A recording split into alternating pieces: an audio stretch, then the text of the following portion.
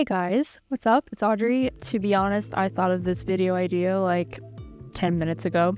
So no prep work, no writing for this one or anything. We're just going for it. But I thought it would be fun just to make a Nike inspired poster, combining 2D and 3D elements. We're gonna be using Blender for the 3D stuff. So the title on this says easy, and I truly do think this is an easy project. I know with the 3D element, there's a little bit of an asterisk there of like, Audrey, what if I don't know 3D?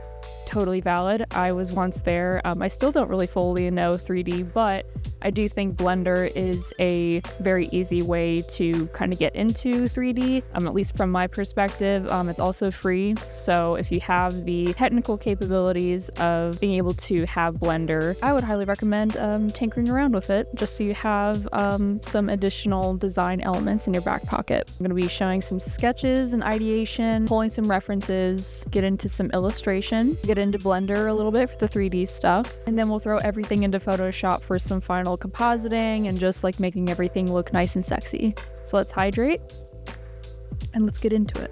So I think overall what I'm seeing for this poster idea, vertical, got some very vibrant colors going on. I think the 3D element should be like the logo, the Nike logo, the swoosh, and then definitely seeing some like character illustrations in this. I think something that's really cool with like campaigns that Nike has done in the past, especially with illustration and characters, is like these really exaggerated like proportions and like perspective and stuff like that. So I think that could be a fun thing to play with. But I definitely want the 2D elements and like the characters to kind of like interact with that like logo. So whether that's like their legs stepping over it or something, just so it's not like something on top of something completely. Like there's a little bit of that like depth there in the environment. Definitely want everything to feel balanced. And then we'll definitely include some form of like 2D type or something in Photoshop.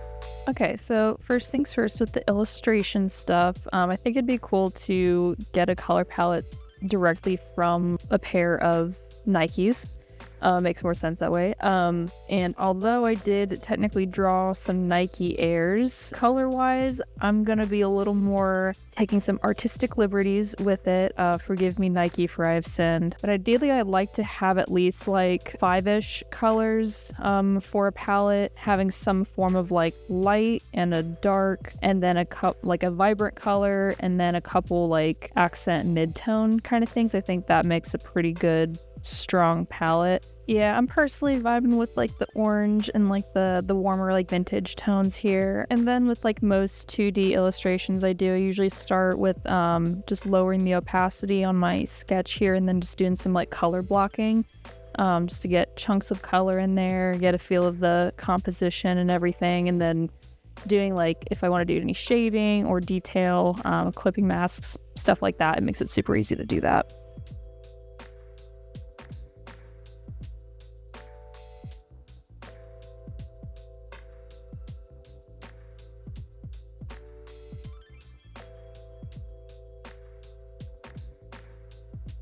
Alrighty, so this is where I'm at with the illustration. I think now we can get into Blender and kind of think about the logo and everything and how we want to incorporate that with this. So yeah.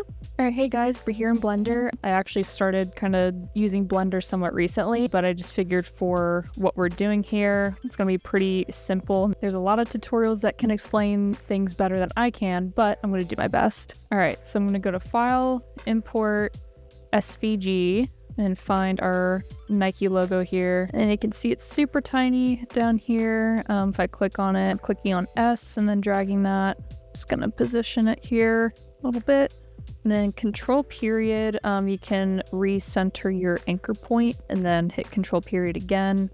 That way that anchor point is where you want that to be. Got these little convenient orthographic like viewpoints here, which is nice. So the first thing I'm going to do is right click and convert to mesh. And then if I go up here to this little menu and then click on the geometry checkbox here, we're able to see the geometry. Geometry is such an important thing when it comes to 3D, and especially when you're trying to do like effects and modifications to it and everything. And from what I know, this geometry is not very good. Quite poo-poo if I'm being honest. And then from here, I'm going to go to this little wrench icon over here for modifiers, add modifier, generating decimate, and then going to planar, and then I think like 0.5 is where I wanted to be, and then we can apply that. And then if I go to tab, holding tab, you can select whatever mode you want to be in. I'm going to go to edit mode, and if I hit number 3 or clicking on the face mode up here in the top left, clicking on the one plane that we have here, clicking E to extrude a little bit. You can mess around with if you want this to be beveled or if you want to have more of like a sharp kind of 3D look here, but I'm going to attempt to try to apply kind of like an inflated balloon kind of look. Nothing too crazy, but I think just to kind of really hit home that like this is a 3D object. I'm gonna go back to object mode and add a modifier. I'm gonna add a remesh modifier. You have to be really careful with this one because I've played around with this, and I know there's other people that say the same thing where you have to be careful with the voxel size. If you go too low, your computer is most likely to crash. So you want to try to get the minimum if possible, because obviously the more polygons that you have, the crunchier rendering and just trying to the computer trying to register all of these polygons is going to be. So I'm trying to get as much detail as I can without going too far. And this will also kind of be important for like the amount of detail that you want to get in the inflate effect as well. I'm personally okay with this. I know there's some like straggler bits right here, but honestly I might just delete those. Apply, and then I go back to edit mode, do like a top-down view. Just click and drag over. Do that for the vertices. And real quick, I'm just gonna I'm going to edit this SVG material so we can kind of see what we're working with here a little bit. And then there's a couple ways to do this that I've seen, but I think the quickest quote-unquote way to do it is going to sculpting mode up the sculpting tab at the top. There's an inflate brush here, which is exactly what we're looking for. And then you'll just want to kind of adjust some of the settings here, you know, your radius, strength, all that stuff. You can choose whether to inflate or deflate. And I'm just gonna kind of like follow the Nike swoosh here just to kind of see like what that does. And I don't have the strength up too much, but you can kind of see starts to affect the area a bit, and especially along like the seams here, to kind of get the most effect. And then that is kind of the fun part about sculpt mode is you have a bit more freedom with how you can manipulate your geometry. And then if I use the cloth brush down here a little bit, you can kind of nudge some of your geometry to kind of have like the actual like wrinkles and stuff. Again, like all of this is new to me, and it takes a lot of just playing around with everything. But I think just to add a little bit of that detail. So I think I'm kind of fine with this. I might play around with it a little more to get it more tuned in. But I think we can maybe see what this looks like where we go back and maybe add some subdivision to make it a little smoother. So generate under modifiers and subdivision surface. So you can see here, if I turn off the geometry for a second, it's a little smoother, which is nice. So hopefully this can kind of capture, when we set up some lights and everything, can capture all those wrinkles and everything. Since we're basically going with a view like this and we're just kind of rendering a single like PNG, or if I do Shift A to add, I will add a area light. I'll probably add a couple of these. And then when you have your light clicked, down here with the data tab, you can set like how powerful you want your lights to be. If you want to give it a specific color, Shift D and duplicate this light, rotate it around. And then I'm gonna add a material to our logo here. So I'm probably gonna go with like kind of a matte black look. And again, I can kind of edit the curves and stuff in Photoshop, but want to try and get the material feeling as close as I want. And then I'm also going to Shift A and add a camera, so our render can know what exactly to get. And then under those settings, 1920 by 1080 I think is good. I don't think we really need to do 4K here. We'll see what that looks like. And then RGBA, so we get alpha. And then something else I learned as well, to make sure you have a transparent background, if you go to the render tab and then under film, you want to hit this transparent box. It's a little hidden, I feel like, but you want to make sure you do that. And then PNG is great. So you can kind of start to see the lights are kind of starting to come through a little bit. I think really just got to kind of crank up power on these lights a little bit. You can start to see that come through. Then I might add a backlight. Now if we hit our camera button, can see where that's going to land as well. And then the more I crank up the power on that light in the back, you can see it starts to kind of highlight that back there, which I think is kind of nice, just to separate it a little bit. And then if you really want to get wild with it, you can kind of add, some color to your lights as well, especially if you're doing something more metallic, capturing those different refractions and everything could be kind of cool. I'm actually going to go back to my curves here and apply that subdivision that we had. So here I'm just messing with the material a little bit, just seeing how rough or smooth I want things to be, the metallic level. Oh, and another important step I forgot to do is right-clicking and hit Shade Smooth, just so it helps kind of render all of those polygons a little more smooth-like. I might actually just do a 4K image just so we have some more pixels to work with, and then I'll hit render image.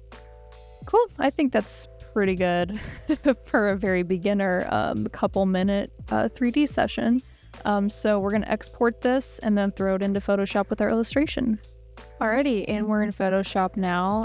Cleaned up my Procreate/PSD file a little bit from the illustration that we did. And now I'm going to throw in the 3D image that we made. Just dragging and dropping in here. Cool. I think we're done.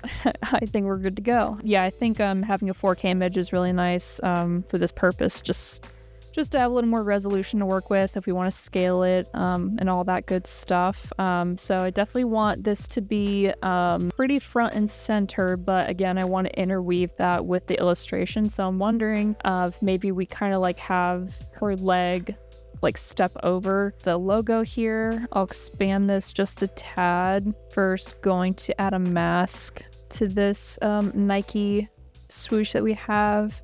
Control click on that main layer so we get all those pixels there, and then with the hard brush set to black, I'm just gonna mask out some of that Nike logo, and then bam, she's overlapping the logo, which is really fun. And then I might add a curves adjustment to that logo just to kind of crunch up those values a little bit, get those wrinkles to shine through a bit more. If you really wanted to have fun with it, you could add a gradient map and then just adjusting some of the colors here and then clip mask that to the logo. You can kind of create like an inverted metallic chrome kind of look too, and crunch it up however you see fit.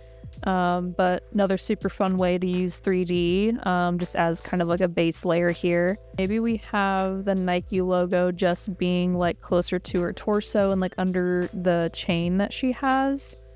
That could be fun. Like something even as simple as that could be some fun like overlap there.